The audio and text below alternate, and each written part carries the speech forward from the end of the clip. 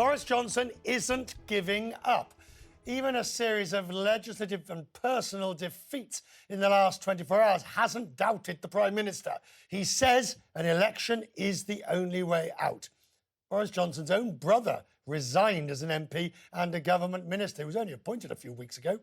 And hours only after the House of Commons passed the bill to stop a no-deal Brexit, shooting down the Prime Minister's motion for a snap election.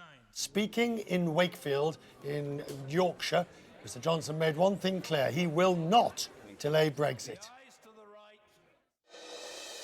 Can you make a promise today to the British public that you will not go back to Brussels and ask for another delay to Brexit? Yes. And sorry. I can.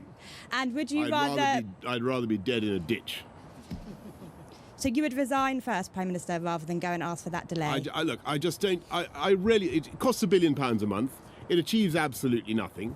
What on earth is the point of further delay? I think it's totally pointless. As Boris Johnson's fortunes have tumbled, sterling rallied. The pound has been down since Boris Johnson became Prime Minister, and it suffered earlier this week on speculation of a snap election. It went below 120 for the first time in 3 years. Since then, it's climbed back, and the reasons why are Boris Johnson's misfortune. The government lost its majority.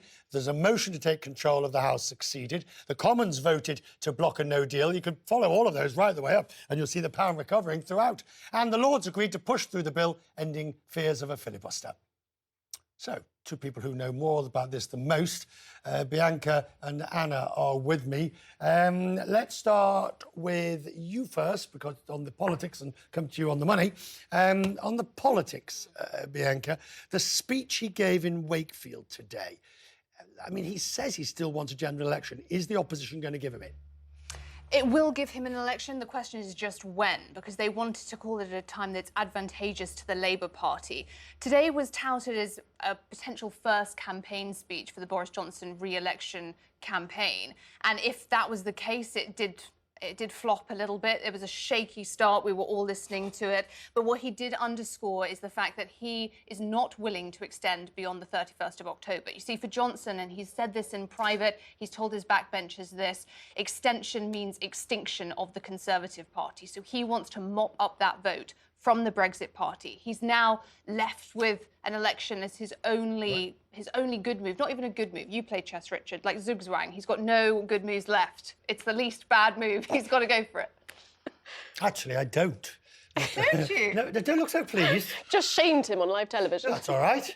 Well, you know, 1-1 over the last two nights.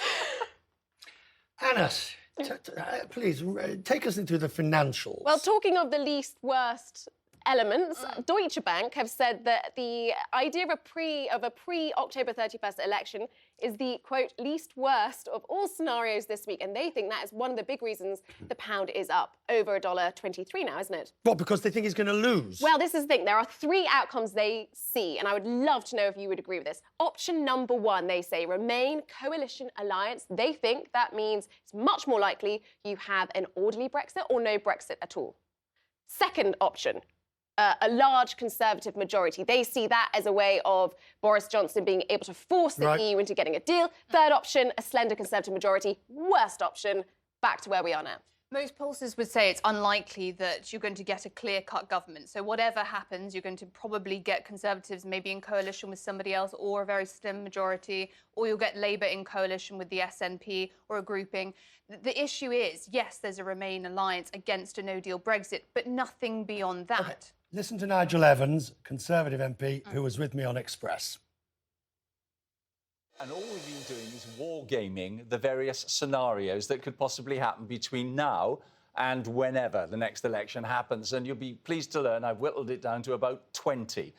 The fact is that things are moving so fast that not only do I not know where we're going, I barely know where I have just been. And it's almost unpredictable now for parliamentarians to actually to predict with any certainty what's going to happen. Okay. Well, when you get the Conservative MP who's senior and well-respected saying that, but let's just go to your scenario. Let's say he agrees to give a general election and the polls, but it so transpires that it can't be, or Corbyn won't allow it until after October the 19th, time when Jeremy Corbyn, when the Prime Minister would have to go to Brussels. And that's very likely because Jeremy Corbyn and the Labour Party... So what does the Prime Minister do then? If he's forced into a situation where he has to follow the law because it's been so... And he said he'd rather, what was it, die in a ditch today? Well, in terms of what he does, not much. He is now in this situation which is unprecedented and, frankly, unsustainable, where he's beholden to a massive opposition parties who are all united against a no-deal Brexit. So there is very little he can do.